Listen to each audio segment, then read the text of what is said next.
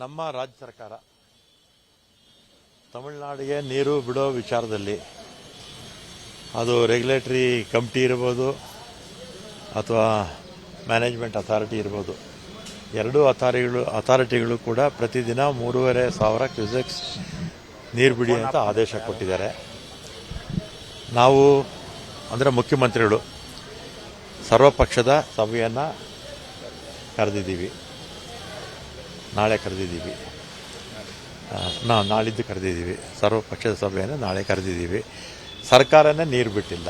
ಇವ್ರು ಯಾಕೆ ಪ್ರತಿಭಟನೆ ಮಾಡ್ತಾರೋ ನಮಗಂತೂ ಅರ್ಥ ಆಗ್ತಿಲ್ಲ. ಎಲ್ಲ ವಿಪಕ್ಷಗಳ ಸಲಹೆ ಸೂಚನೆ ತಗೊಳ್ಳೋದಕ್ಕೇ ನಾವು ಕರೆದಿರೋದು ಅಲ್ವಾ. ನಾವು ಯಾವತ್ತೂ ಕೂಡ ನಮ್ಮ ರಾಜ್ಯದ ಹಿತಾಸಕ್ತಿ ಎಲ್ಲ ಪಕ್ಷಗಳು ಕೂಡ ನಾವು ಒಗ್ಗಟ್ಟಾಗಿ ನಾವು ಇರಬೇಕು ಅಲ್ವಾ, ಒಗ್ಗಟ್ಟಾಗಿರಬೇಕು. ನಾವು ನೀರು ಬಿಡೋಲ್ಲ ಅಂತ ಹೇಳಿದ್ದೀವಲ್ಲ.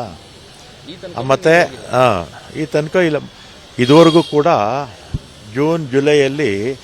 ಜೂನಲ್ಲಿ 9.8 TMC ನೀರು ಬಿಡಬೇಕಾಗಿತ್ತು. ಜುಲೈಯಲ್ಲಿ 31 TMC ನೀರು ಬಿಡಬೇಕಾಗಿತ್ತು.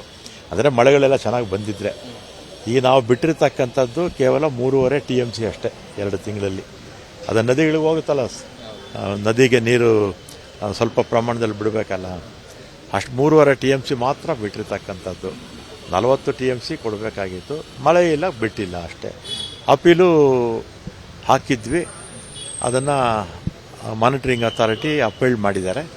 ಈಗ ಸರ್ವಪಕ್ಷದ ಸಭೆಯನ್ನು ಕರೆದಿದ್ದೀವಿ. ಅವರು ಬಂದು ಸಲಹೆ ಸೂಚನೆ ಕೊಡಲಿ, ಅದಕ್ಕೋಸ್ಕರನೇ ಕರೆದಿರ್ತಕ್ಕಂಥದ್ದು. ಅಲ್ಲೋಗಿ ಪ್ರತಿಭಟನೆ ಮಾಡುವಂಥದ್ದು ಅವಶ್ಯಕತೆ ಇಲ್ಲ ನನಗೆ. ಇದರಲ್ಲಿ ರಾಜಕೀಯ ಮಾಡೋಕ್ಕೆ ಹೋಗಬಾರ್ದು. ಈಗ ಸರ್ವಪಕ್ಷದ ಸಭೆ ಕರೆದಿದ್ದೀವಿ ಅಲ್ವಾ, ಅವ್ರ ಅಭಿಪ್ರಾಯ ತಗೊಳ್ಳೋಣ. ನಾವೇನು ಮಾಡ್ತೀವಿ ಅಂತ ಹೇಳಿದರೆ ನಮ್ಮನ್ನು ಯಾಕೆ ಕರೆದ್ರಿ ಅಂತ ಕೇಳ್ತಾರೆ ಅವರು ಅಲ್ವಾ.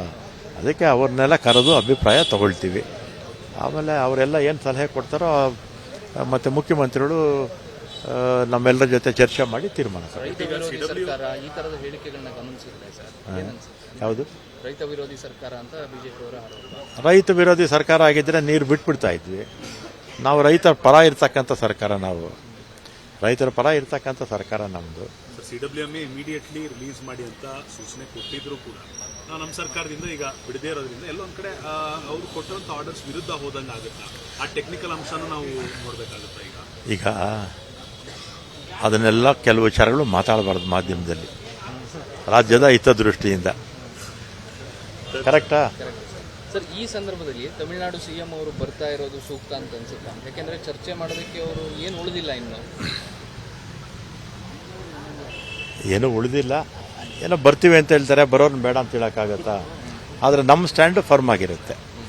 ಮೇಕೆದಾಟು ನಾವು ಅಣೆಕಟ್ಟು ಕಟ್ಟಬೇಕು, ನಮ್ಮ ಸ್ಟ್ಯಾಂಡ್ ಫರ್ಮ್ ಆಗಿರುತ್ತೆ. ಯಾಕಂದರೆ ನಮಗೇನಾಗಿದೆ, ಸುಪ್ರೀಂ ಕೋರ್ಟಲ್ಲೂ ನಮ್ಮ ಪರ ಆಗಿದೆ. ಮತ್ತು DPR ಅಲ್ಲಿ ಸ್ವಲ್ಪ ಮೊದಲು 4.75 TMCಗೆ ಪ್ಲ್ಯಾನ್ ಮಾಡಿದ್ರು, ಅಲೋಕೇಶನ್ ಆಗಿತ್ತು. ಅದನ್ನು 6.95ಗೆ ಮಾಡಿದ್ರು. ಅದರಿಂದ ವಾಪಸ್ ಕಳಿಸಿದ್ದಾರೆ. ಈಗ ನಾವು 4.75ಗೆ ಮಾಡಿ ಕಳಿಸಿದ್ರೆ ಅಪ್ರೂವಲ್ ಆಗೇ ಆಗುತ್ತೆ. ವಿಪಕ್ಷಗಳ ನಾಯಕರ ಸಭೆ ಕರೆದಿದ್ದೀವಿ. ಅವ್ರು ಏನು ಗೈಡ್ಲೈನ್ಸ್ ಕೊಡ್ತಾರೆ, ಆಮೇಲೆ ನಾವು ತೀರ್ಮಾನ ತಗೊಳ್ತೀವಿ. ವಿಪಕ್ಷಗಳ ಈಗ ಅವಶ್ಯಕತೆ ಇಲ್ಲ ಅಲ್ವಾ. ಸರ್ಕಾರ ರೈತರ ಪರ ತೀರ್ಮಾನ ತಗೊಂಡಿದೆ. ನೀವು ನಮ್ಮ ಜೊತೆ ನಾವೆಲ್ಲ ಒಟ್ಟಾಗಿರಬೇಕು.